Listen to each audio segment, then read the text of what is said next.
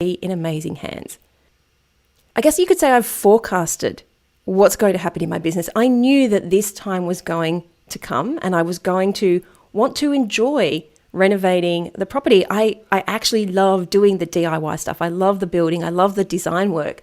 I mean, every inch. Welcome to the Bringing Business to Retail podcast, where I, Selena Knight, share strategies, interview retail revolutionaries, and delve into the minds of e-commerce experts to help you grow a profitable, independent retail or e-commerce business.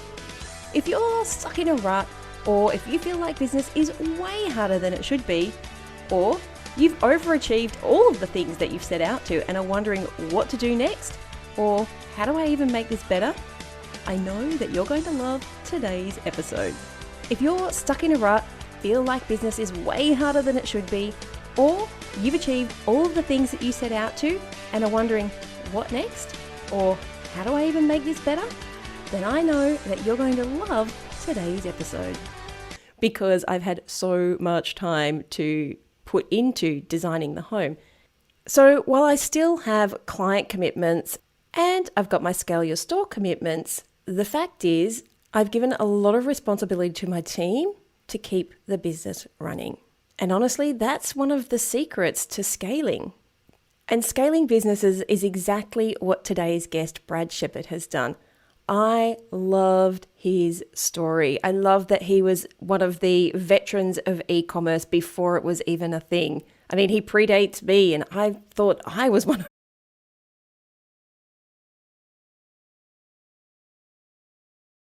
my Friday morning in preparation for the move to the... Welcome to the Bringing Business to Retail podcast, where I, Selena Knight, share strategies, interview retail revolutionaries, and delve into the minds of e-commerce experts to help you grow a profitable, independent retail or e-commerce. Now, as I finish up this episode, I'll be packing up a truck and moving.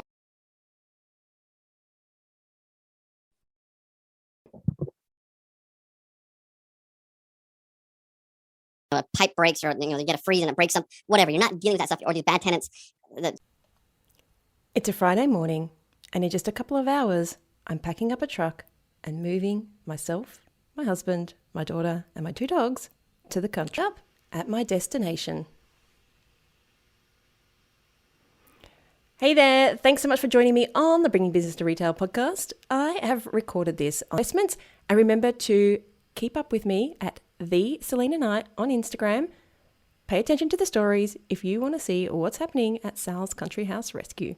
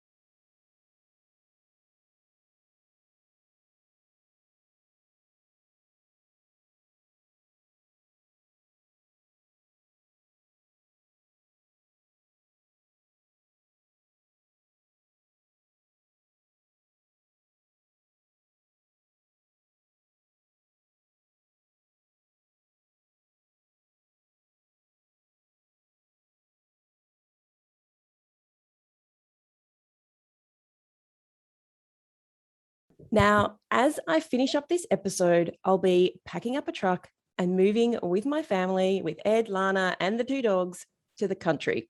If you've been following this episode for a while, you'll know for about the last 8 months, I've been embarking on what I've called Sal's Country House Rescue.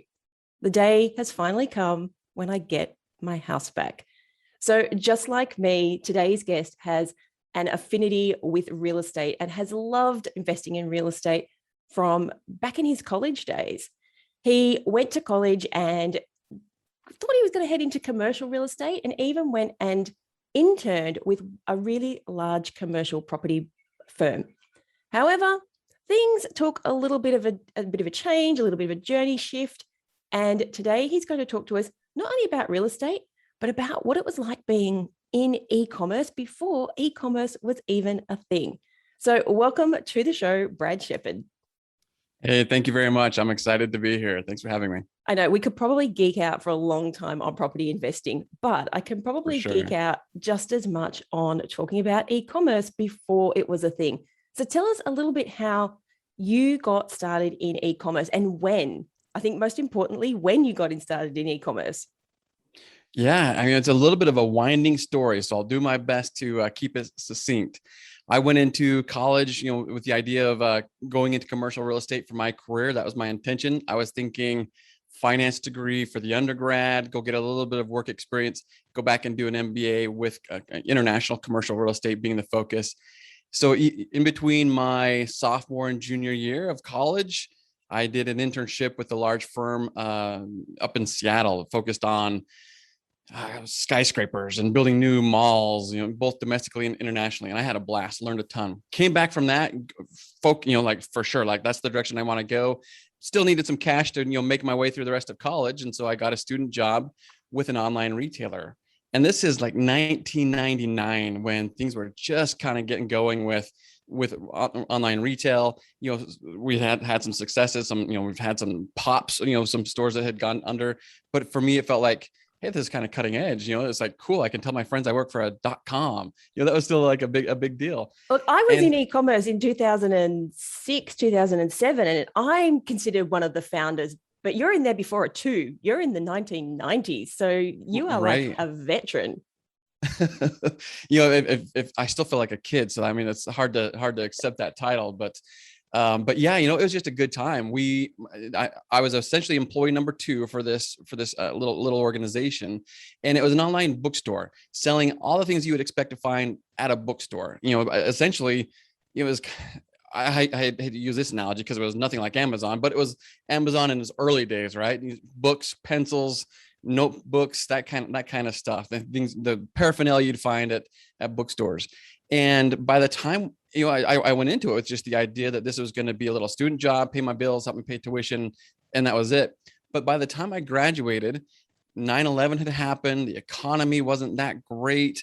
The job offers I did get weren't that exciting, and this little business had grown quite a bit where we had several employees I was managing. It was turning into something kind of cool, and it looked like maybe I'd have an opportunity to buy a slice of it. And so I chose to stay and ended up being there for almost 9 years total. But yeah, it was an incredible journey. It was all about building up the email list. This was, pre-social media. So it was email. Maybe even some billboards along the way as well, the old school marketing. But yeah, it ended up being a fantastic journey. I learned a ton. And also throughout there, I was able to, keep my fingers into the real estate scene a little bit. But yeah, I mean, that's the short version of my long winding journey. So I have to ask you, people forget about the internet, and I have a point of reference because this is how we work timelines, right? My point of reference is my daughter was born in 2009. And so I was pregnant in sort of late 2008, 2009. And when she was born, we didn't have data on our phones. Right. I remember my husband buying a dongle for the laptop to bring it to the hospital to upload the photos of the baby to send to his family back in the UK. I can't remember when we got dial-up internet, but how did you navigate being an online store back before internet was really a thing? Certainly wasn't at our fingertips like it is today. right now, the idea of, having to sit down at your computer and wait for a connection to come on and then, load up your website. Right. Just, it's hard to even fathom. And, that's happened in our lifetime as, since we were adults. And it's just, it's easy to forget how different it was just 10, 15, 20 years ago and how much has changed since then. Now we all do it from our phones. But yeah, it was, certainly, this was a US based company, primarily focused on US customers. It was kind of a novel idea. We were, certainly niche. It was, definitely, we had our affinity group, people who wanted to stay in touch, or maybe, just had various motivations to be able to stay up to date on the latest and coolest and what's coming out in this niche industry. And so they were willing to give email addresses. And it was certainly, we had seen some of those early online retailers in the late 90s, I can't remember some of those, pets.com, the grocery delivery ones that were, came out big and then exploded. But, we found our little place there in this online world. Really, I'd really attribute to the niche. It was a niche that wanted these goods that were otherwise really hard for them to get in any brick and mortar setting. And so they had, essentially had to turn to the internet to get these types of materials that we were selling. And then we were able to just be in the right place at the right time. So everybody's thinking, what is this niche and why, how can I leverage it right now? Well, for good, it was a religious niche. It was, a particular, church affiliation, with people, members of this church throughout the country. And outside of, certain locales, it was, there were no brick and mortar stores offering the books and trinkets that would play to this market. And so we simply made that accessible. This is a true case of finding the customers and then building the product afterwards, like finding the product after you found the customer niche. Because quite often what we do is we go, oh, I've got this amazing product, or I can see this amazing gap in the market, and we fill it, and then we try and get the customers to come to us. But it sounds like the founder of the company that you were working for was like, there's a whole bunch of people who want this stuff. Let's just make it and get it to them, which is a really smart way to do business. Yes, it was really insightful. And it seems so, commonplace now, but how do we get this? We've got this audience, they want these goods are not available where they live. How do we make that happen? And those systems, it was new. It was a novel idea at the time. And at the same time, so we were retailing products from other publishers and distributors, but also starting to create some of our own materials. Our very first product was a day planner. And this day planner, you remember those Franklin Covey day planners back in the day? I used to have like the big, thick, I had to have A4 though, because I had a lot of notes to put in those things. Yeah, the A4s. Wow. Okay. So you were serious. I felt very important carrying around that A4 planner. I bet that screams importance. So we made a version for this audience of essentially Franklin Day Planner, and it would have just little notes and reminders that would, again, play to this audience, and sold a ton of those things. And what we did was we would say, hey, you've got this cool planner. We can email you. We'll email you once a week with cool events around your area or around the country that would fit well in this audience, for you to include in your calendar. And that started our weekly email list. A couple of years of that, we turned that into a daily email that was going out. And that, from those humble beginnings, at the end, when we sold that company in 2009, we had built that up to over 600,000 subscribers to that, but it started from that little day planner. It's called, the weekly calendar email is what it was. And I suspect that, first of all, I'm just in awe that you were emailing people, because email marketing is like my special sauce. I'm in awe that you were doing it, because we didn't all get spam back then. Like the things in our inbox were actually important. But what you've done is, again, you found the customers and said, how can I serve them with these emails? And the products and that you were creating for them weren't just selling stuff for the sake of selling stuff. You were selling a product that was going to help them in their daily life. And then the emails that you sent, and I'm assuming the products that you sent that went with it, were things that would build on that as well. Absolutely. They're meaningful. in meaningful in sense, some, a little keychain or a little pen with a cute little theme on it, maybe that meaningful is a little stretch, but it was being an affinity audience, an affinity product. It would help these people feel connected to this religious organization that was otherwise, could feel distant. And, I've got right now, my sister-in-law, she was actually involved in that same organization. Back in the day. She's running an online retail store at this point. It's all about bees. Has nothing to do with any religion. It's just bees. Everything is themed bees, pottery, jewelry, notebooks, postcards, whatnot. And people she just does fantastically because people who like bees are really into bees in a strange way. My husband, we've got 2 beehives. My husband there you go. is a bee so person. You know it. So it really is. For the bee person, that's a meaningful thing. I might look at it and think, okay, that's trinket. But when you're talking about these affinity groups, they're very meaningful. They're also, in a way, and I'm going to say this word and people will get the wrong impression, but they're almost status symbols, and they're status in the sense that when somebody who can relate to the same thing, so someone from that same religious persuasion sees it, you automatically move up the chain because now we have that affinity. Now we have something in common. And I think we forget, and good brands do this really, really well. Like I always pull out Lululemon, the athletic wear, because they do this Right. really, really well. And their little logo is so small, but yet people are Lululemon people. Like they're crazy for it. So good brands manage, and this is impact, right? This is how you build a brand that customers will flock to, not because you're serving your own purpose, but because you're serving your customers really well. And you did what I did before it was a thing. You built this community without kind of knowing it, and then you leveraged the community, but in a really meaningful way. Right. Absolutely. And then, that's been a lesson that I've tried to apply in other endeavors, but you're right. It comes down to that community.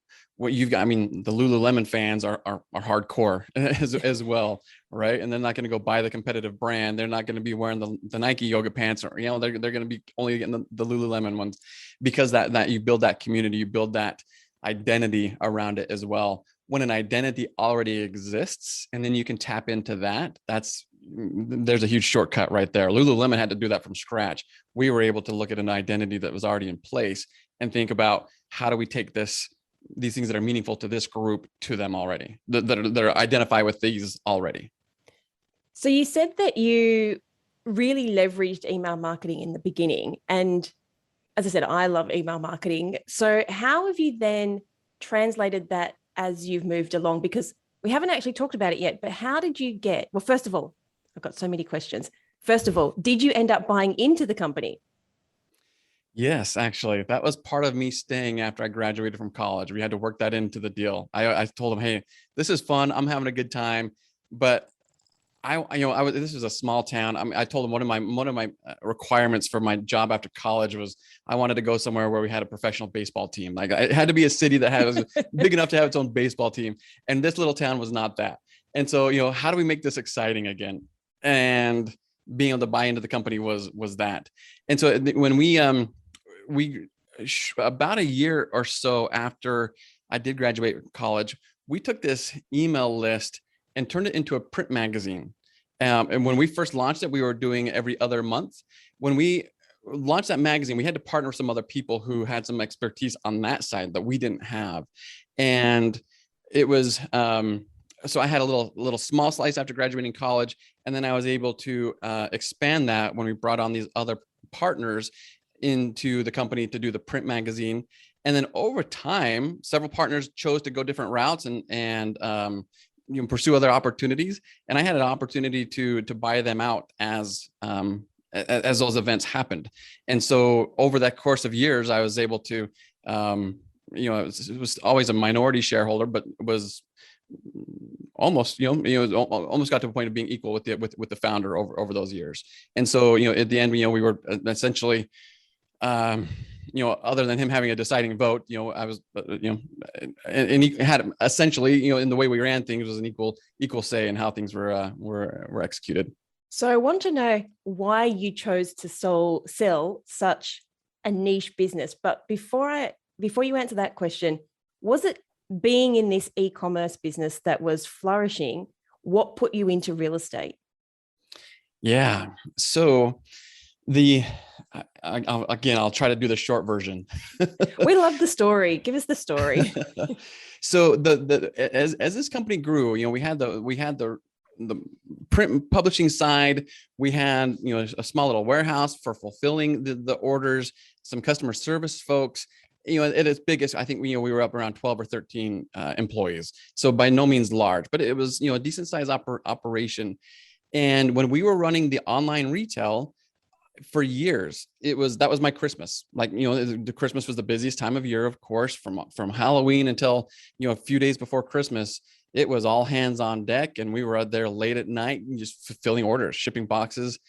And it was exhausting, to be honest. And so it was 4 or 5 years of doing that. And we all felt like, okay, how do we get our lives back now? We built this thing. We've all been there. Yeah. And it controls us at this point.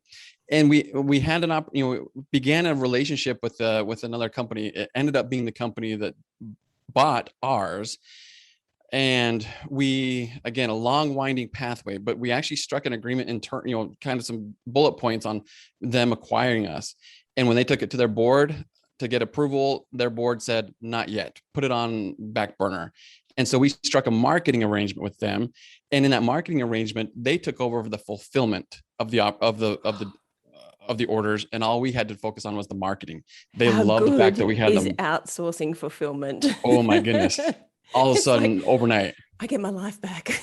Yes. Overnight, we got our Christmases back. We got our whole winters back without all the customer service elements that came with it. And so we became a marketing arm. So now they saw us, they knew we were really, we even though they were larger, they saw we were beating them pretty handsomely on the online retail side. They had the brick and mortar stuff, and we're just starting to figure out the online stuff. So they saw us having the expertise in that. Plus they love this print magazine, which they still own and operate today. And so, that arrangement freed us up quite a bit. Now we've got this massive marketing arm and free time. What are we going to do with that? We started picking up. This is how your business grows, though. This is, people who are listening don't understand why.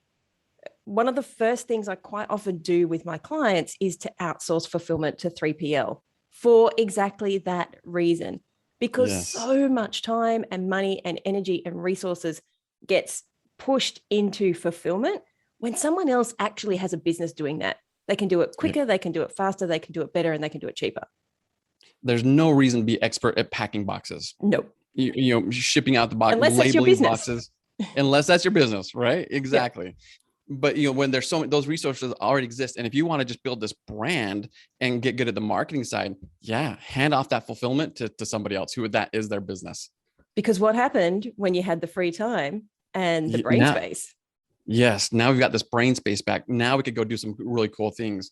And so along the way, I had picked up a couple of my own little rental portfolios just there in that town that I was renting out. Very traditional, put 20% down, use it as a rental. I was doing that kind of stuff on the side. But now in the business, we took this free time that we had there, some capital that we had there, to go buy some really nice, fun, very unique properties in areas that this religious group likes to visit.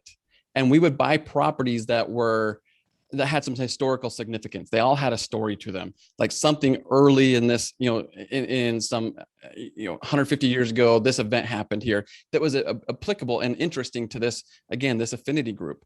And so we would buy these properties, fix them up, and then run them as vacation rentals. And again, this is mid 2000s. There's no Airbnb. There's no Airbnb. We were doing this off of our email list. We would tell our email subscribers. And the print magazine. And the print, for sure. And then, so we would tell these, we found a company that had in the early days, pre-VRBO, but had an online system where you could book and see the calendar, so people could go on there and book their own reservations. And so we would, use the marketing, point people to that website. And with a group that we kind of had some, some reasons to trust, it was literally, when somebody rented, we would give them the keypad code to get in and ask them to sweep up and, put the towels and the sheets in the washer and dryer before they left. And then the next person would come and pick them out of the dryer and make their beds. And that was it. So we were managing these things from 2,000 miles away. Very low cost, low touch. Yes, very low touch. But it was fun to travel out and to see them and to stay in them and to explore these towns. We had 4 or 5 of those running. We're enjoying that. We got to a point that we actually had a chance to acquire some empty land in a cool little area. We decided to build a building there, built it with, again, the company that ended up buying us. We built the main floor to be a brick and mortar retail store for them. They agreed to it. They signed a lease. But it's just a really cool area. And then we put vacation rental suites on top of that, on the top story. I feel like this is like the jam and the cream on top for your niche. It's like, I can go to this place that's interesting. I can stay in a nice apartment, and I got the shop downstairs. Exactly. It's like Disneyland. Exactly. There you go. Yeah. And so, that was our first, development deal, actually our really only development deal. We had a chance to buy next door. There was a dilapidated 10-room hotel next to it. We bought that and fixed it up and ran them together. So it was, now my commercial real estate dreams are coming true. In a very weird way. Do you know, I mean no offense when I say that, because I have no idea which niche you are, but I was watching one of those Hotel Impossible episodes. Have you ever watched that with the guy who goes in and fixes up the hotels? No, I have heard of it, but I haven't. It's an American show, and this hotelier goes in and he fixes up the hotels that are all run down and they've got bed bugs and whatnot. And he goes, in one of the episodes, he goes to a hotel near this giant ark, like they've built a replica of Noah's Ark. And when you were telling me, I'm like, what you're talking about? Were you on Hotel Impossible? Was it this hotel, or was this the hotel that you acquired next door? I'm the host of that show. Didn't you know? No, it was not that group. We're not doing arcs. In case you want me to say it, it's the Church of Jesus Christ of Latter-day Saints. I don't know anything about religion, so okay, you can tell me that. It means nothing. Perfect. All right. So, but the same idea. So I'm trying to stay just high level on that, because the same ideas apply regardless of what niche. Go 180, religious, not religious, something completely different. Bees. The same principles apply. Yeah, bees. Yeah, bees. Exactly. With your sister. Exactly. So you sold the business, and did the business also sell off all the property as well? So it was we sold off the entire business in different transactions to different buyers. And so again, that partner that already had the brick and mortar stores, they took the magazine, the email list, and everything to do with it, the retail world, the e-commerce world. And then the properties, both my partner and I had held on to some, but sold the business of that and that hotel to others. So I'm guessing you walked away with this with a bit of cash up your sleeve. It gave me a little flexibility, not like, don't have to work again another day in my life kind of flexibility, but it gave me some. Give you some assets. Now what do I want to do? What do I want to do when I grow up? Kind of. How old were you at this point? 29. Wow. That's a lot to fit in by the time you're 30, isn't it? And now you have a little bit of a nest egg and the opportunity to, like you said, do something new, because you've kind of already fulfilled a lot of the things that you set out to do. It certainly, I wanted some more freedom. I wanted, certainly had some bigger ambitions, and it really wasn't sure what to do next. I had these goals of doing something, starting something of my own from scratch with my wife and me. You had a lot of other personal, baseball team. Exactly. I didn't need a baseball team. No, thank you. I like, small, keep my freedom type of organizations. And that's another thing that you can do on the commerce side is you don't have to have employees. You can make a really good living without taking on a whole lot of responsibilities for other people's welfare. And so, that was a question of what do we want to do? So I kind of putzed around a little bit for a year or so, talking to some people, exploring some opportunities, wondering about, which direction do I go now? And my wife and I, again, through some personal experiences, we started getting into the health and nutrition and wellness scene, and liked it, fell in love with it. We were shopping at the organic food stores. I love going up and down the aisles and turning over the labels and see who these companies were and what they were making. And we kind of got this idea, like maybe we should do something in the food scene. So, and we're kind of feeling like we're done living here. Like, where else do we want to live? We didn't really know. Let's do some exploring. And so we actually spent a year vagabonding. We flew down to Costa Rica. We spent a few months there. We spent a few months actually a couple months in New Zealand and a few months in Australia. I think I mentioned that to you when we spoke before. That's what, as we were vagabonding, as we were going around to these places, we ended our trip in Bali. We would go to these organic cacao plantations, these farms that were growing chia seeds and hemp seeds and the organic banana plantations, just soaking it in. We're having a blast. In fact, in Melbourne, I got a chance to work with a raw chocolate manufacturer. Got to learn the e-commerce side of the food side of e-commerce and see their distributions. I had a blast. And so then after doing that experience, we came back to the States. We went to the headquarters for Whole Foods Market, which is in Austin, Texas. That's why we ended up planting there to develop something on the natural food scene. And spent 3 years working with some various companies there, again learning some distribution about the distribution in the US and the manufacturing process. Nobody makes their own food. It's all outsourced. So learning how that's all done, which angles are still to be filled and which ones are really competitive. And it just, at the end of all that, decided that wasn't the route I wanted to go. It was just, didn't see that as being the thing that was going to be my life's calling and provide for my family the way I want to provide for my family. And so what do? It finally dawned on me, real estate. Oh, yeah. Go back to basics. Exactly. And that's where I'm at now. And I do it in a way that I still apply those e-commerce principles, building up my presence, and to sum it all up, I raise capital from investors who want to participate in real estate as passive investors. They don't want to be the landlords. They don't want to do the fix and flips. They want the tax advantages. They want the solid returns, but not the hands-on stuff. And so I work with them to raise money from those types of individuals, place them with the deals that we're doing. We're buying and fixing up apartment complexes and mobile home parks and self-storage properties.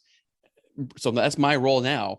And the way I'm getting connected to these potential prospective investors is through my email marketing and my social media presence, all those things that I've go back 20 years to where I learned originally in that first endeavor coming out of school. Do you think that first job and staying with the company gave you the insight and the experience to feel confident about going out and brokering those deals with other people? Because I know that even when it comes to getting venture capital for a business, a lot of business owners just don't know where to start. They don't know how to broach it. They don't know how to get their company ready for those kinds of things. They don't have the connections. So do you think that beginning business actually gave you this confidence to go and do it? I think so. Thinking about those early opportunities, what was going on in the economy back then when I first graduated and when I graduated, and the types of roles that were being offered, they were so limited. And, of course there would have been growth opportunities, but where I was able to be, a significant partner and see, put together, partnerships and acquisitions and go out there and develop, and we raised money for that hotel that we built, and being involved in all these various aspects as a 20-year-old, in my mid-20s, young 20s, that was incredibly knowledge building and confidence building for me. And I've always known, no matter what I've done, that I know how to market. I know how to get in front of people. The techniques have changed, right? SEO today is a completely different ballgame 20 years ago. But I know how, what angles to play, what approaches, where to outsource, the things that I'm not good at. When we first landed there in Texas, and I was working, I wanted to work with some food manufacturers. The contract work I was doing for them was their marketing, helping them develop sales plans and getting in front of other retail buyers, meaning the store buyers that would place the food products on their shelves, and doing their social media marketing as well. And so it was, these are skill sets I knew that I could bring to whatever endeavor I wanted to pursue. When I was able to see how I could connect that element with commercial real estate, it was, that's a perfect little marriage right there. And unlike the food scene, the dollars and the margins are much different in real estate, where, okay, I can focus just on this element and do really well by my family. I was just sitting there thinking, I have always been very passionate about having multiple streams of revenue. Even when I had my retail stores, we obviously had our bricks and mortar stores, we had our online stores, but then we had these affiliate relationships before I even knew that was a thing. We had a baby and kids store. And so we used to get a referral fee from a kids first aid trainer who would come in and use our space because we had their customers, right? All the people on our list were mums. And so it was a win-win. Our customers were super happy that we found this qualified baby first aid person. And they were super happy because we just gave them 5,000 potential customers that they could get in front of. And so they were paying us to give us to access our customer base, but also to use our space. And so we had a number of relationships. I don't think they were ever quite formalized because I didn't know any better, but we just had these different income streams that we would bring in, because if times ever got tough or if product didn't turn up, you always had these other things that you could leverage and sell to your customers that were actually good for everybody. And you did that right back at the beginning when you went into the print and when you went into the vacation homes. I'm thinking now about your investors who come to you. Is that what you think they're looking for? They're looking for diversifying their income streams? Absolutely. I work with the way the rules are written here, at least in the US, is that to get access to these kinds of deals, I would say that working with a professional group who knows how to go in and buy a 200 unit apartment complex, turn it around, fix it up, streamline the operations, sell it for more than they bought it. That's a lot less risky than the average individual goes out and tries to buy a home themselves, go through that whole rehab process. What you see on the fancy, the HD TV shows that, make it all look fun and appealing. For me, that's a lot more risky. I've done those and I've done well on some. I've lost money on others. I've never lost money on one of the apartment deals because we've got this amazing team that are professionals and we know how to do this. And so unfortunately, it's structured so that it's because these are private deals. The in the US, at least, there are some requirements of having certain net worths or certain incomes to be able to legally invest in these opportunities. So, and I suspect that's just to make sure you're not going to lose your life savings. That's exactly right. Exactly right. They want to make sure, the governing bodies here want to make sure that we're not going to go prey on anybody who, this is their last $25,000 or they're only $25,000, whatnot. And so I get that, but it really is kind of a rich getting richer type of a scenario. So I'm working with individuals who they've already done well in whatever endeavor they're in. They're doctors, dentists, entrepreneurs, who are or W-2 employees, salaried employees who are just making a great income, whatever they're doing. They know real estate is powerful. There's a lot of good tax advantages here in the States. There's great returns here. They just don't want to deal with the landlording issues and fixing toilets. Someone who's about to go on Country House Rescue, I can totally appreciate that. The tenants that have trashed the house and it's going to take 3 months to fix it up and all the money that gets painful. It's almost like when we were talking about before about outsourcing your fulfillment, isn't it? It's kind of outsourcing something that you can still be a part of. You can still get the status and the prestige of saying, I'm investing in property, but you can be you are completely hands off. It is exactly completely it's passive. You're involved in it. You can drive up to it and put your hands on that wall and say, I own a slice of this apartment building. This is amazing, but you're not the one fielding the phone calls from the tenants that are frustrated at something, or, a pipe breaks, or, you get a freeze and it breaks something, whatever. You're not dealing with that stuff, or these bad tenants that trash the place that are going to take you 3 months. Oh my goodness. I'm so sorry to fix up. I've been there. And again, I still have some of my own rentals that are headaches to me at this point. They're just nothing more than headaches. But for, one of them, I've got to spend a little bit more time fixing up because of some bad issues there.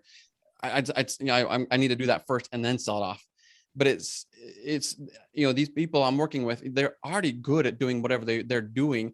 They believe the same idea: multiple streams of passive income, multiple streams of income. How do I get involved in real estate? I get to go and show them, hey, here's how, without having to lift a finger, other than to go touch the building whenever you want to and say, hey, I own a slice of this.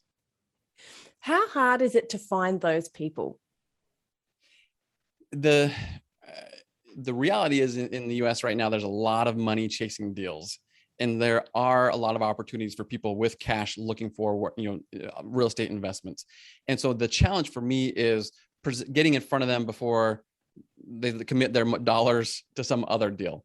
It's not necessarily 5 years ago, that's not very long ago, but commercial syndications were not as well known. Now they're pretty well known.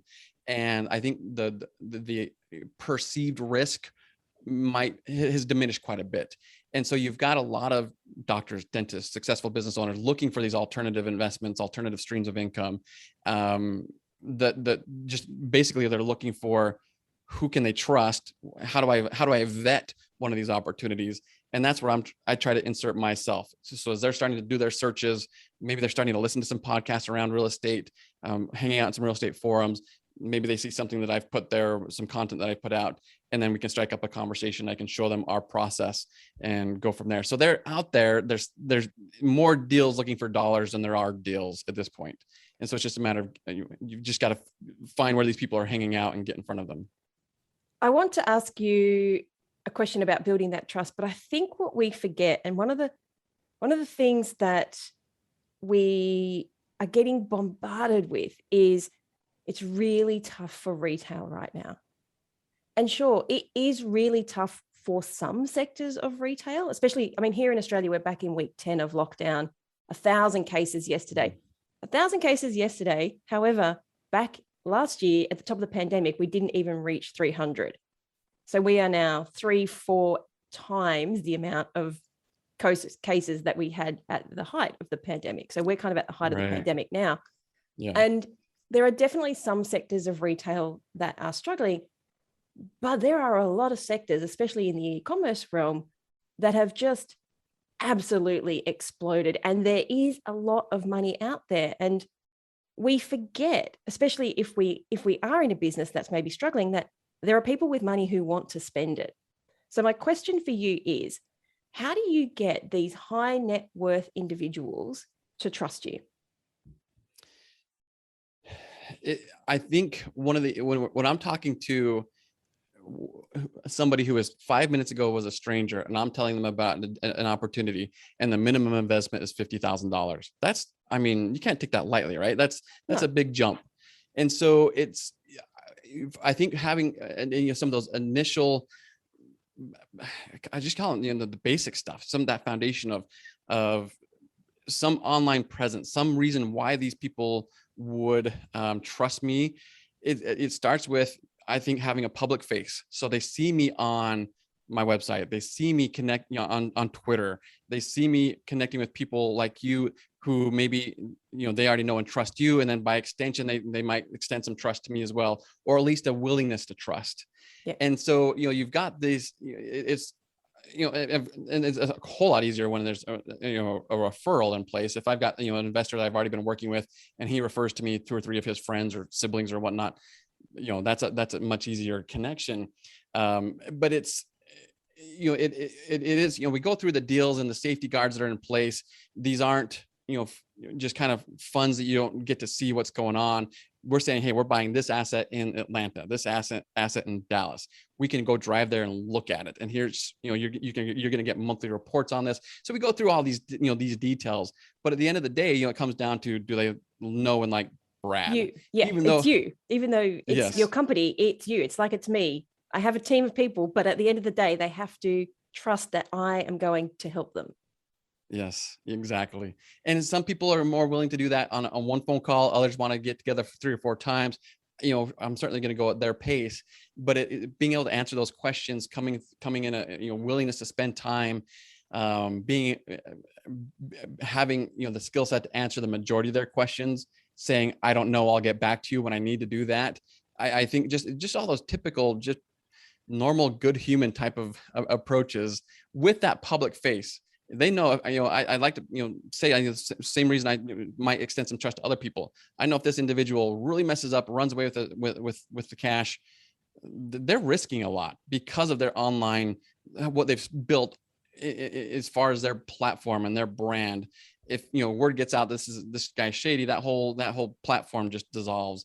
And so having more of that trust you can build with a bigger brand, with a bigger presence, I think that is also incredibly helpful. That starts it. And then just that typical dialogue back and forth, getting a good sense for one another, hearing a little bit of my story. I've been there. My dollars are in these deals as well. All those things contribute to building that. And then once they start seeing those first initial checks coming through, even when they're happy with that, how that one asset's going, but it's still ongoing, we have another asset to invest in, and they're saying, hey, I'm liking how this is going. Round two is much easier because they're seeing how things are playing out. So I was going to ask you, how do you scale that trust to reach a bigger audience and to get more investors? Obviously there's referrals, but the bigger your company gets, the less it becomes about you. Or is that not how it works? It really, it's not a high volume game. So we're bigger dollars, fewer people. And so, I might be working with dozens of high net worth individuals, rather, it's not thousands. And so it is not the same type of scale that I'm looking for. I'm building up my email list. I'm out there trying to get in front of more people. I know that, if 50 people sign up, I might have conversations, or on my email list, I might have conversations with 10 of them, 3 invest. So it's same type of funnel. So I need, continue to expand that, but I'm not looking for thousands of people. At the end, because this is a high trust scenario, it's going to be Brad. I'm going to be talking with them. So I can't outsource that. There's no fulfillment center for that element. But what I do need to get is continue to grow that top of the funnel, getting those conversations to dollars into the bank account. And I suspect it also means stepping away from putting your fingers in all the pies. You can't be sending out letters. You can't be fixing the back of your email system. That you need to have people for that. Otherwise, you don't have the time to spend with your customers. Absolutely. That's where I want to hang out. I want to hang out with these intelligent individuals who have questions. They have some interest here. I don't want to be the one cleaning up the email database or fine tuning the website. Those are the elements that I can outsource. The more I can be in communication with my investors, the better. To me, that's why you build a business, to do the part of it that you love. But so many people get caught up in, like we said, packing orders, sending out orders, uploading the website, fixing the back end of the website, that they forget the reason that they went into business in the first place. Nobody wants to do the things that absolutely drive us insane. We want to be able to focus on the things that we love, but it does take that mindset shift to be able to say, I'm not going to do that. Like, it's actually not worth my time. It costs me more to do that myself. Did you ever have any difficulty stepping up into that kind of leadership CEO role? Absolutely. As you were saying there, I almost interrupted you to share. I mean, because there are things that I look at and that I have people help me with, that I do have contractors that do website and actually send out the emails. And there's sometimes I look at those frequently. I look at some things as I would have done that a little different. It's tempting to think I could do that better. Or, I'm just going to do it because, it's going to save me on the back, save more time than on the back and forth anyway. So I'll just knock it out real quick. And that's all really short-sighted thinking. It's if you, of all those elements in our business, maybe we could do all of them better than anybody we could hire. Right. But if you end up getting bogged down in that, then you can't do the things that we're uniquely suited to. And so it is tough. It's a challenge to hand over keys to some important elements. But it goes, you do the training, you have those back and forths that might cost more time up front, but down the road lead to freedom for us to focus on the things, again, that we're uniquely suited to. And so it does take building systems. It does take building up people. It does take, long-term relationships with contractors, things written out clearly so that you can get to that point. But I'm definitely not one to say it's easy, because I think one of the hardest parts is when you are the visionary type person, when you know what you want, where you want to go, the people you want to hang with, your customers you want to serve, giving that up in the back end. Like just yesterday, I had a conversation with Tef, our ads guy, and he created a video, and I was like, it's like 95% great. And I was like, he said, oh, what do you want me to fix? I said, no, run with it. It's just not the way I would have done it, but there's nothing wrong with it. Like it's the way you interpreted it, which is probably a good thing, because in my head, it looks a certain way, but you're not in my head. So you can look at it from the outside. And so at 95%, things are good to go in this business. Like, just because it's not my 100%, 95% is good. Yes. And there are so many elements, we talked about the ones that I feel like, okay, I could have done that better, or it's not exactly how I would have done that.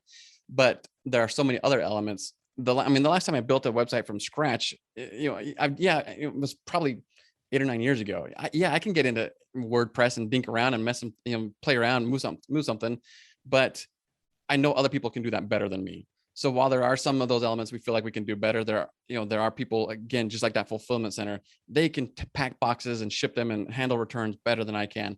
Take advantage of that. It might cost some money up front. Well worth it. Take advantage of these skill set that people have. Even if you get to just a 95% of, that's how I would have, 95% of how I would have done it. Perfect. I reckon people like us, our 95% is actually everybody else's 105%. So it's all good.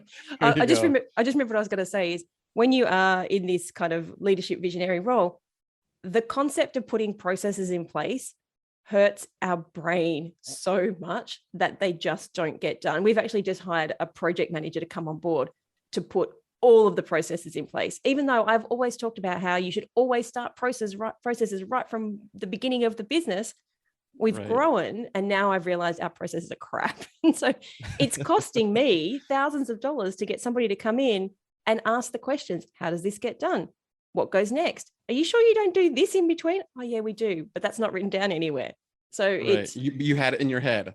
It was in my head, or it was in one of our team members' heads, and now it all has to come out so that we can scale, because you can't scale, in my opinion, if you don't have the processes in place. Because every time you want to onboard a new agency to do something for you, or a new person to do something for you, you're doing them a disservice if you don't give them all the information that they need to do their job. Yeah.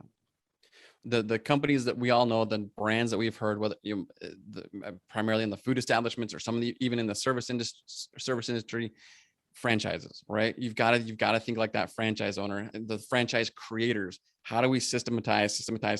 Even if that's not even in the realm of the direction you're going to take your business, you've got to think like that. If I stepped away from this, if I'm going to go, I want to take 6 months off. Could somebody step in my shoes and execute this in my absence? That's maybe extreme, but those systems are so important. That's, I always try to remember that, document it, write it down, think like that franchise creator, so that anybody could come in here and rinse and repeat. And I'm not, the things aren't just going to completely fall off the wheels if I'm down. You're not the sticking point, because I've been that. I've been the bottleneck where things haven't happened because it's waiting on me to get something done, when actually I could have just given that to somebody else. But you had a hard time letting go of it for whatever reason, right? I'm actually really good at delegating. It's just sometimes I forget to delegate. So I am like the outsource queen. I am happy to give that job that I don't like to somebody else, but sometimes I just forget, like you said, that bit of the process that's not written down, and it sort of stops, because I'm like, we forgot that bit that is usually me being the conduit, and I don't need to be the conduit anymore. But before we finish, sorry, go. I was just gonna say, and I've seen people do that really well on the real estate side, even just the single family fix and flip world, where they've got 10 or 15 flips going at a time. They know they're using the same paint color over and over, the same door handles over and over. They just have that all written down. They know exactly what parts to order and when. And I could have gone that route, but I just realized I don't like that world. It's just not it doesn't speak to me as well as working on these bigger deals, looking at the spreadsheets to go with this, talking to these intelligent investors. And so I wanted to systematize this world. But regardless of whatever, element you're going to chase, it's, those things, having those processes and those rinse and repeat type of elements is just hugely important. I feel like we're on the same wavelength, because I was literally going to ask you, when you jumped in, the question of, do you actually like getting your hands dirty and flipping houses? Because we're packing up the house, because this is something I absolutely love doing. I love building things. I love DIY. I love the design aspect of it. And I could totally outsource it. And I outsource things like tiling and electrical and plumbing.